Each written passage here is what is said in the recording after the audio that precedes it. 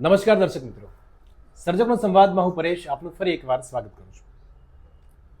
દર્શક મિત્રો, હમણાં ઘણા સમયથી એક મુદ્દો ચર્ચિત બન્યો છે.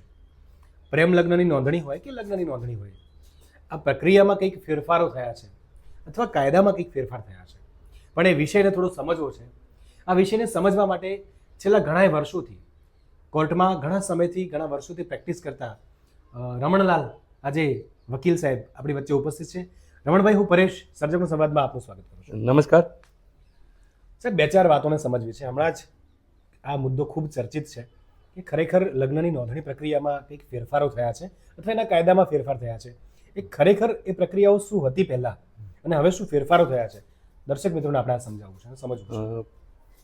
અત્યાર પહેલાં જે લગ્ન નોંધણી પ્રેમ લગ્નની હોય કે સામાજિક રીતે લગ્ન થયેલા હોય એની લગ્ન નોંધણી ફરજિયાત કરવામાં આવી છે. જન્મ, મરણ અને લગ્ન આ ત્રણની નોંધણી ફરજિયાત કરવામાં આવી છે. ત્યારે પ્રથમ પહેલાં જ્યારે લગ્ન નોંધણી કરવામાં આવતી હતી ત્યારે વર વધુ જે લગ્નના બંને પક્ષકારો પતિ અને પત્ની આ બંને ઉપરાંત એમના બે સાક્ષી કે જે લગ્ન વિધિમાં હાજર હોય એવા બે સાક્ષી અને બ્રાહ્મણ કે જેણે લગ્ન વિધિ કરાવેલી હોય તે બ્રાહ્મણ, આ બે સાક્ષી બ્રાહ્મણ બે પાત્રો આ 5 જણાની સહીથી લગ્ન નોંધણી મેમોરેન્ડમ ફોર્મ આવતું હતું. એ ફોર્મ પર 200 રૂપિયાની ટિકિટ લગાવી એમાં સહીઓ કરી અને લગ્નની નોંધણી કરાવતા હતા. પરંતુ હમણાં અંતર્જ્ઞાતીય લગ્નો એવા થવા લાગ્યા અને એમાં એક સમાજની દીકરી બીજા સમાજમાં જતો ઘણી સંસ્થાઓએ આ અંગે ઉગ્ર વિરોધ કર્યો. ઉગ્ર વિરોધ થતો સરકારને એવું લાગ્યું કે આમાં કંઈ સુધારો કરવાનો, તો લગ્નના કાયદામાં જે લગ્નનો કાયદો છે હિન્દુ મેરેજ એક્ટ 1955 જે હિન્દુ લગ્ન અધિનિયમ તરીકે ઓળખાય છે, એમાં કોઈ ફેરફાર ગુજરાત સરકાર કરી શકે એમ નથી, કારણ કે એ ભારત સરકારનો કાયદો છે.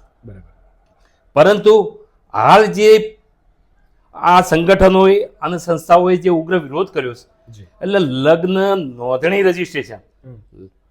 રજીસ્ટ્રેશન એ એક નિયમ છે અને એ રજીસ્ટ્રેશન સંસ્થા સરકારની હોય છે અને એમાં લગ્ન નોંધણી કરાવવા માટે સંગઠનોએ આવા ભાગેડું લગ્નો ન થાય એ માટે એમણે સરકારમાં એવી રજૂઆત કરી કે જે લગ્ન કરાવનાર બ્રાહ્મણ છે એ જે જગ્યાએ લગ્ન થયું હોય ત્યાંનો રહેવાસી હોવો જોઈએ.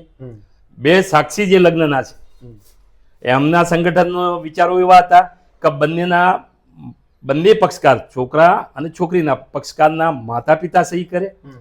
વિકલ્પે એમણે એવી પણ રજૂઆત કરી કે જે ગામમાં લગ્નની નોંધણી થાય છે એ ગામના બે સાક્ષીઓ હોવા જોઈએ. આવી રજૂઆત કરી અને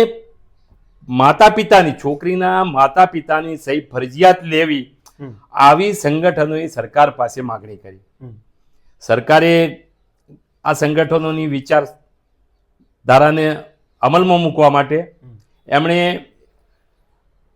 આ નિયમ આવો બનાવવો કે કેમ, તો એમણે લગ્નના બે સાક્ષીઓ કોઈ પણ હોઈ શકે, માતા પિતાની કોઈ જરૂરિયાત નથી, સાક્ષી ગમે તે હોઈ શકે, બ્રાહ્મણ પણ લગ્ન વિધિ કરાવનાર બ્રાહ્મણ હોવો જોઈએ, એ ગામનો હોય એવી કોઈ જરૂરિયાત નથી. પરંતુ આ લગ્નની નોંધણી બંને પક્ષકારો જ્યારે કરાવવા લગ્ન રજિસ્ટ્રાર પાસે જાય, એટલે અત્યારે તલાટીને પણ સત્તા આપવામાં આવી છે કે તલાટી પણ લગ્ન રજિસ્ટ્રાર તરીકે કામગીરી કરી શકે છે.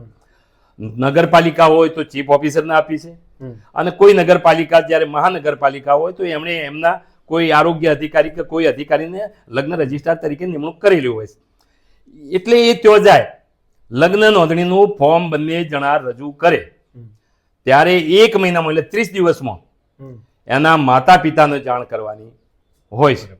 સાથે સાથે લગ્ન નોંધણીનું ફોર્મ જ્યારે લગ્ન રજીસ્ટ્રેશન માટે આપવામાં આવે ત્યારે એમણે એક ડેક્લેરેશન, બંને કન્યા અને વર બંને એક ડેક્લેરેશન રજૂ કરવાનું હોય છે કે અમે આ લગ્નની જાણ અમારા માતા પિતાને કરી છે એવું ડેક્લેરેશન કરવાનું હોય છે. અને આ રીતે આ લગ્ન નોંધણીના નિયમોમાં ફેરફાર કરતો સરકારે એક વિચાર રજૂ કર્યો. સાથે સાથે સરકારે એના વોધા પણ મંગાવેલા છે. હજુ એ અમલમાં નથી આવ્યું, કારણ કે એના વોધા સૂચનો મંગાવેલા છે. એ વોધા અને સૂચનો આવ્યા બાદ લગ્ન રજીસ્ટ્રેશન ના નિયમમાં કોઈ ફેરફાર થઈ શકશે કે કેમ, એ પછી ખબર પડશે. અત્યારે હાલ તો જે જૂની પ્રથા કન્યા અને વર બંને જે લગ્ન નોંધણી બે સાક્ષી અને બ્રાહ્મણ સાથે કરાવતા હતા એ જ પ્રથા ચાલુ છે. હજુ નિયમ અમલમાં આવેલો નથી. ઓકે, એટલે એકચ્યુઅલી કાયદામાં કોઈ ફેરફાર થયો નથી, ફક્ત ફેરફાર પ્રક્રિયામાં થયો. કાયદાનો ફેરફાર તો ભારત સરકાર કરી શકશે. એના માટે સંસદમાં જવું પડશે, કારણ કે હિન્દુ લગ્ન અધિનિયમનો કાયદો ભારત સરકારે બનાવેલો છે. એટલે એમાં કોઈ ફેરફાર કરવો હશે તો સંસદમાં જવું પડશે. ગુજરાત સરકારને એમાં એક પણ કલમ કે એક પણ વાક્યની સુધારો કરવાની સત્તા પહોંચતી નથી. સાથે સાથે મિત્રો ઘણું એવું પણ બને છે કે હિન્દુ લગ્ન અધિનિયમ છે, પણ કોઈ પક્ષકાર મુસ્લિમ હોય, છોકરો અથવા છોકરી મુસ્લિમ હોય અને હિન્દુ છોકરો કે છોકરી હોય, ત્યારે બે ધર્મના જ્યારે લગ્ન કરતા હોય ત્યારે ધર્મ પરિવર્તન કરીને પણ લગ્ન કરી શકે છે. જો હિન્દુ લગ્ન અધિનિયમમાં આવો કોઈ ફેરફાર આવે, આ મારું માનવું છે કે જો આવો કોઈ ફેરફાર આવશે તો કોઈ હિન્દુ છોકરો મુસ્લિમ સ્ત્રી સાથે લગ્ન કરતો હશે તો એ મુસ્લિમ ધર્મમાં જતો રહેશે, યા તો મુસ્લિમ ધર્મ અંગીકાર કરશે. મુસ્લિમ ધર્મની છોકરો હશે અને છોકરી હિન્દુ ધર્મની હશે તો એ મુસ્લિમ ધર્મ અંગીકાર કરશે. એટલે એવા કાયદાની જે સટકબારીઓ છે એવો ઉપયોગ આ લગ્ન કરવા વાળા જે ભાગેડું છે એ કરી શકશે. મારે અત્રે કહેવું જોઈએ કે સરકારે આ જે વોધા અને સૂચનો મંગાવ્યા છે, પરંતુ સરકારનો એક કાયદો છે, ડોક્ટર સવિતાબેન આંબેડકર આંતરજ્ઞાતીય લગ્ન યોજના, આ કાયદો છે. એમાં આંતરજ્ઞાતીય લગ્નો થતા હતા. જ્યારે અત્યારે આવા કાયદાની કે આવી કોઈ સુધારણા કે નિયમોમાં ફેરફાર કરશે તો આંતરજ્ઞાતીય લગ્નની જે યોજના છે એ તો પડી ભાગશે, કારણ કે સરકાર પોતે જ બનાવેલો કાયદો છે અને સરકારે બનાવેલી યોજના છે. અને જો આ કાયદામાં ફેરફાર થાય તો એ યોજના ફળીભૂત નહીં થાય, તો એ યોજનાનો અકાળે મૃત્યુ થશે. ઓકે, એટલે વિષય એવો છે એકચ્યુઅલી આ આંતરજ્ઞાતીય જે લગ્ન ખરા એ આમ તો વિષય પેચીદો છે, કારણ કે ઘણીવાર મા બાપની મંજૂરી તો હોતી જ નથી. અને કદાચ રાજીપો એટલે હતો કે ભાઈ ચલો આ 30 દિવસ સુધીનો એક સમયગાળો મળે છે, સાથે સાથે મા બાપને એક જાણ પણ થાય છે, એ વાંધા અરજી પણ મંગાવવાની વાત છે. ખરેખર રમણભાઈ આમાં કેટલો ફાયદો થશે જો આ ફેરફાર થાય છે તો? ફેરફાર થવાથી મા બાપના વોંધા હશે તો પણ એમાં કોઈ એવું નિયમમાં એવું કોઈ જણાવવામાં આવ્યું નથી કે કદાચ વોંધો આપશે તો એ લગ્ન નોંધણી નહીં કરવામાં આવે, એવી તો કોઈ જગ્યાએ કોઈ નોંધ કરેલી નથી. ત્યારે મા બાપ કદાચ ના પાડશે તો પણ લગ્ન રજિસ્ટ્રારે એમના લગ્ન નોંધણી કરવી પડશે.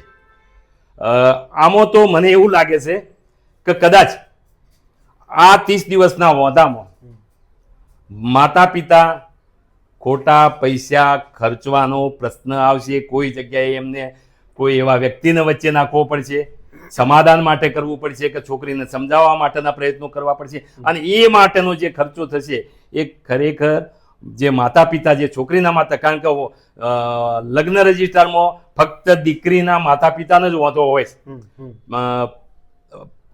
જે મૃત્યુ છે છોકરો છે એના માતા પિતાને તો કોઈ પ્રશ્ન હોતો નથી. ત્યારે કન્યાના માતા પિતાને એક તો એમની દીકરી પ્રેમ લગ્ન કરે છે અને ઉપરાંત વધારાના ખર્ચા કરવાના થશે, યા તો પોલીસ સ્ટેશનોના ધક્કા ખાવા પડશે. આવી પરિસ્થિતિ ઊભી થવાનો ડર મને લાગે છે. ઓકે, તો રમણભાઈ ખરેખર આમાં ફાયદો થશે કે નુકસાન થશે? મારા માનવા મુજબ આ ખરેખર નુકસાન જ છે. કારણ અને એ પણ ફેરફાર થઈ શકે તેમ નથી, કારણ કે જો આવો કોઈ ફેરફાર કરવો હશે તો ભારતનું બંધારણ બદલવું પડશે. આર્ટિકલ 21 વ્યક્તિ સ્વાતંત્ર્ય, કોઈ પણ પુખ્ત વયની વ્યક્તિ, ભારતના બંધારણે આર્ટિકલ 21 થી સ્પષ્ટ જણાવ્યું છે કે કોઈ વ્યક્તિ પુખ્ત વયની થાય ત્યારે તે પોતાની ઈચ્છા પ્રમાણે કોઈ ધંધો કરી શકશે, પોતાની ઈચ્છા મુજબ લગ્ન કરી શકશે અને પોતાની ઈચ્છા મુજબ એને વાણી સ્વાતંત્ર્યનો હક પણ આપવામાં આવ્યો છે.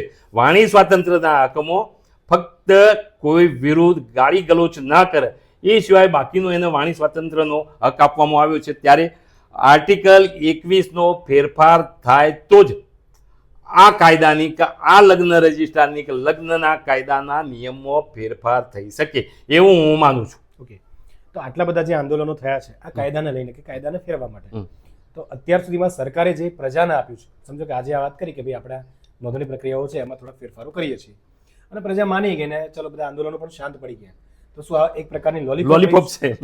એ ખરેખર સરકારે મારે હવે 2017ની વાત કરવી પડશે કે 2017માં પાટીદારોએ અનામત આંદોલન શરૂ કર્યા અને અનામત આંદોલન શરૂ કર્યા. સરકારથી એવું લાગ્યું કે આ પાટીદારોને જો અનામત નહીં આપવામાં આવે તો આ આંદોલન વધુ ઉગ્ર બનશે, દેશને ઘણું નુકસાન થશે, રાજ્યને ઘણું નુકસાન થશે. એટલે એમણે એક લોલીપોપની જેમ અનામત આપી દીધી. સાથે સાથે એમણે એવું પણ કહ્યું કદાચ કોર્ટ યા તો હાઈકોર્ટ યા સુપ્રીમ કોર્ટ જો કદાચ આને માન્ય નહીં ગણે તો એટલે એમણે સુપ્રીમ કોર્ટ યા હાઈકોર્ટના ઉપર છોડી દીધું, અનામત આપી અને કે સુપ્રીમ કોર્ટ કે હાઈકોર્ટ જે કહેશે એ પ્રમાણે રહેશે. એટલે સરકારે આ લોલીપોપ આપ્યો છે. તાજેતરમાં જ છેલ્લા એક અઠવાડિયાની હું વાત કરું છું, એક ભાગેડું છોકરા છોકરી બાબતે નામદાર ગુજરાત હાઈકોર્ટમાં એક હેબિયસ કોર્પસ દાખલ થયેલી અને એમાં છોકરીને જ્યારે રજૂ કરવામાં આવી, બંને અલગ અલગ જ્ઞાતિના હતા, છોકરીને જ્યારે નામદાર હાઈકોર્ટમાં રજૂ કરવામાં આવી ત્યારે નામદાર હાઈકોર્ટે એને ઇન કેમેરામાં છોકરીની જુબાની લીધી, છોકરીને પૂછપરછ કરવામાં આવી. નામદાર હાઈકોર્ટે એને સમજાવવાના ઘણા પ્રયત્નો કર્યા, એની સારા ખોટાનું સમજી શકે છે એ બાબતે એની પૃચ્છા કરી અને એ જોતો નામદાર હાઈકોર્ટને એવું લાગ્યું કે છોકરી પુખ્ત વયની છે અને એના સારા નરસાનું પણ સમજી શકે છે. ત્યારે નામદાર ગુજરાત હાઈકોર્ટે 18 વર્ષની સ્ત્રી જે પુખ્ત બની ગઈ છે તે પોતાની મરજી મુજબ લગ્ન કરી શકે છે, એના માટે કોઈ રોકટોક થઈ શકે નહીં એવું નામદાર ગુજરાત હાઈકોર્ટે તાજેતરમાં એક ચુકાદામાં જણાવેલું છે. ઓકે, મારી છેલ્લી વાત છે, ક્યાં તો પ્રજા મૂર્ખ છે, કાં તો સરકાર પોતાની જાતને બહુ જ હોશિયાર સમજે છે, યા તો પ્રજા આંખ આડા કામ કરે છે. શું કહેશો? પ્રજા મૂર્ખ છે એવું તો હું નહીં કહી શકું, કારણ કે આપણે બધા પણ પ્રજામાંથી જ આવીએ છીએ. એટલે પ્રજા મૂર્ખ છે એવું નથી, પરંતુ પ્રજાને કોઈની પાસે સમય નથી, જે સમજે છે, જેને જ્ઞાન છે એ લોકો આગળ આવતા નથી, પરંતુ એ એવા સંગઠનો ઊભા કરી અને લોકોમાં લાગણીની ભાવના પેદા કરી એક સંગઠન ઊભું કરવામાં આવે છે. ત્યારે સરકાર પોતે આવો એક લોલીપોપ આપી દેતી હોય છે એવું હું માનું છું. આજની જે વાતો થઈ છે એમાં આપણે કદાચ ખ્યાલ આવ્યો જ હશે કે આ કાયદાકીય પ્રક્રિયાઓમાં અથવા એ પ્રક્રિયામાં શું ફેરફારો થયા છે. ખૂબ આભાર રમણભાઈ, તમે સર્જકો સંવાદમાં સમય આપ્યો છે. ખૂબ આભાર. અને દર્શક મિત્રો, ગઝલની ગહનતા અને સફળતાની સરળતાને લઈને જોતા રહો સર્જકના સંવાદ. સર્જકના સંવાદમાં મને બોલાવી લગ્ન રજિસ્ટ્રેશન માટે જે હકીકત કહી અને મારા વિચારો લોકો સુધી પહોંચશે અને લોકોમાં આ અંગે જાગૃતતા આવશે, તેથી હું સર્જકના સંવાદનો ખૂબ ખૂબ આભાર માનું છું.